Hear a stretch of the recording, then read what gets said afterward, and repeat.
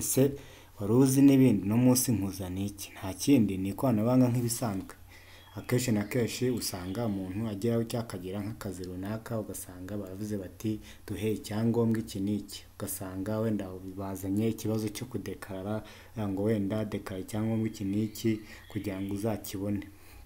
Akenshi ugasanga dufite ikibazo cyo kumenya ngo icyo cyangombwa ni bwoko ki, se ndagikura he, ndabigenza gute? No munsi ntabwo ndi bujye kure ya byose, ahubwo ndajya ahantu ushobora gukura ibyangombwa bitagombye yuko wishyura amafaranga ya serivisi, mu gihe nawe waba ibyo bintu uzi kubyikorera.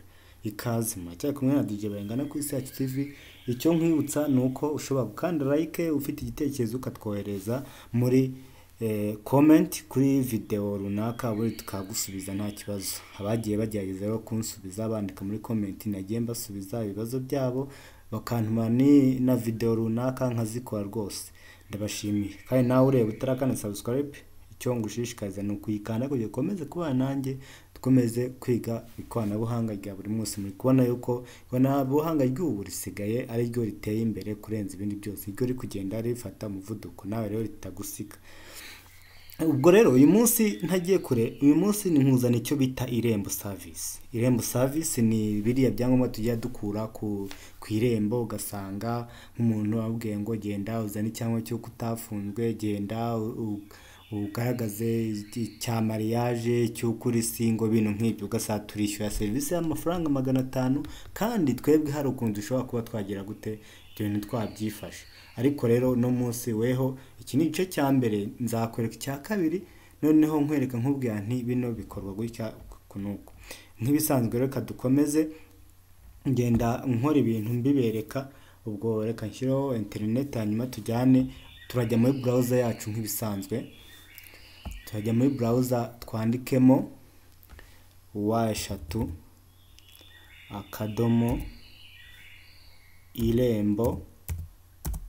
irembo.gov.rw. Ngibi byizanyemo hano, ugahita wemeza.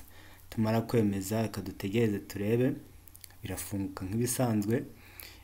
Nkwibutsa ko ano uburyo ngiye kubigisha uburyo ushobora kuba wakiyakira serivisi yawe ku buryo ibintu bitaba byagira gute byo byagutera ikibazo, uburyo ushobora kuba wagiye gute wayibona. Urabona rero nka hano hose tugiye dufite ama service ahari, immigration and immigration. Bino ni ibyangombwa byo kuba ushobora kuba washaka ibyangombwa wenda ujya hanze cyangwa se uva hanze. Identification iby'indangamuntu, ariko hagati aho ushobora guhindura ururimi. Wenda nk'urugero reka tubanze ducenginge ururimi, wenda ushobora gushyira mu Gifaransa ugashyira mu Kinyarwanda. Wenda dushyize mu Kinyarwanda wese turebe gusaba gukorerwa indangamuntu. Rwanda ni ya irangamimerere navugaga. Ushobora ku cyemezo cy'umwirondoro wuzuye, cy'ubutaka. Unuvuga ngo serivisi z'ubutaka zose uhita ukanda hanga ukaba wagira gute wadekara. Ariko cyane cyane udekara uko wabonye account rero nzaza mbereka kuno tuyicreating. Hano nagiye mbereke uburyo kiza serivisi zose twishyura amafaranga 500, 1000, 500.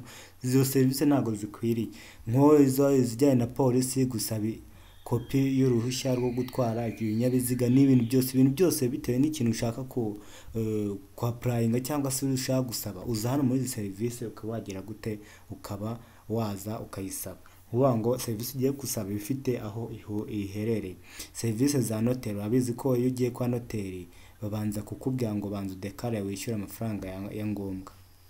Ushobora gukora n'ibindi byinshi bitandukanye ibijyanye n'ubuzima, kwipimisha covid, urukingo rwa yellow fever, kwishyura mituweli.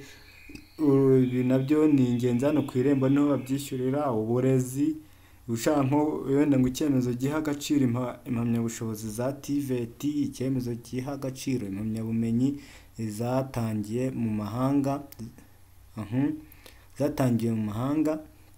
gusaba icyemezo giha agaciro impamya. N'ubivanga ibintu bijyanye n'uburezi byose wabisanga mu nzu twose turahanga. Noneho ngo imitegekere, kwandikisha umuryango utari wa leta. Hano ubwo ni nk'abantu bashaka gusaba icyangombwa cyo kwiyandikisha imiryango itegamiye kuri leta mujya mubyumva, gusaba ubuzima gatozi bw'umuryango utari uwa leta no kugira ngo wemerwe gukorera mu gihugu nuko ugomba kuba wabigaragaje, ukava kuri ABC ukajya AAZ kugira ngo ugaragaze ko niba ibyo bintu uri kubikora. Ingoro ndangamurage z'u Rwanda, gufata gahunda yo gusura, ushobora kubanza kudeklara nyine kugira ngo ugaragaze ko icyo kintu gishaka guhindura gahunda yo gusura n'ibintu nk'ibyo nyine byose. Ubwikorezi, ushobora gusaba icyemezo cy'ubushinjacyaha, ngo icyangombwa cyerekana ko umuntu yakatiwe cyangwa atakatiwe. Iki cyo dukunda kukibazwa ahantu henshi, abantu ugasanga urajya nko kujya kudepoza ahantu baguha akazi bavuga ngo banza ujye kugishaka. Icyo cyo dukunda kucyaka ariko ugasanga badukuramo amafaranga menshi cyane. Itangazamakuru, kwemerera ibitangazamakuru byo mu mahanga gukorera mu Rwanda. Ubwo hano bino byo biba bireba nk'abantu bashaka kuza gukora mu gihugu. Noneho ibyo nyine ndimo nkwereka serivisi tugenda dukenera. Hano ni ukujya guhitamo, ukaba wajya ahabanza, shaka dosiye, wenda dosiye runaka or service cyangwa se icyemezo runaka. Ushobora kuba waza ugakanda hano ku cyemezo bakakuzanira byo nitwemo tureba hahandi. Noneho rero uno munsi ntago abantu benshi ntago bamenyereye nyine ukuntu bashaka ibyo byangombwa. Yene ndimo nkwereka buryo ki ugomba kubanza ukagira gute, ugomba kubanza ukamenya ngo ese bya byangombwa twirwe dusaba ubundi bya byangombwa bivahe.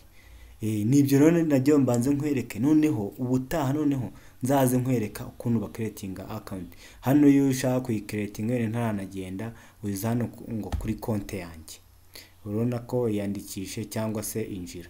Ubwo wenda duhinduye nk'ururimi nk'abakoresha icyongereza, wenda kuri English ukanda kuri sign up cyangwa se login. Noneho ku bantu bakoresha igifaransa naho reka nze mbereke konte cyangwa se inscription. Ubwo ni igihe ushaka gukora sign up cyangwa se gucreatinga cyangwa se gukora connection, ni ukuba wari ufitemo konte warangiza ukagira gute ukaba wayikoresha. Ubwo rero benshi nyine bavuga ati mwikoreshereze icyongereza cyangwa se mukoreshe ikinyarwanda. Ubwo rero iyo utayifitemo hita uzana hano muri sign up, warangiza ukavuga ngo new account setup, ID number n'iki byose. Hano ugashyiramo indangamuntu yawe, ugashyiramo phone number, none ugahita ukanda register, bakurohereza ka code ubundi ugakomeza. Ibyo rero tuzabikora muri video yacu itana. Nagiye mbereke ko twatangiye Irembo service kugira ngo duherekanye amakuru mpaka tubimenye, kugira ngo nuzajya ubazwa icyangombwa runaka ujye tujya gute byita nawe ukishakira utiriwe uvuga ngo ndajya gutanga amafaranga ku Irembo ya service. Ufite ikibazo rero cyandike muri comment n'ibintu twazakuganiraho ubutaha kugira ngo dukomeze twige ICT duherekanya. Mwari kumwe rero na DJ Bayingana, nkwibutse subscribe niba utarayikanda, kandi ufite igitekerezo wa sharinga igitekerezo cyo kibijya muri comment nk'ibisanzwe. Wakunze video zacu ni like, ndetse nta kibazo rwose. Mwari kumwe na DJ Bayingana, naho ubutaha tureba ibindi bikurikira kuri part 2 y'iyi video, tureba ukuntu bimeze. Bye bye.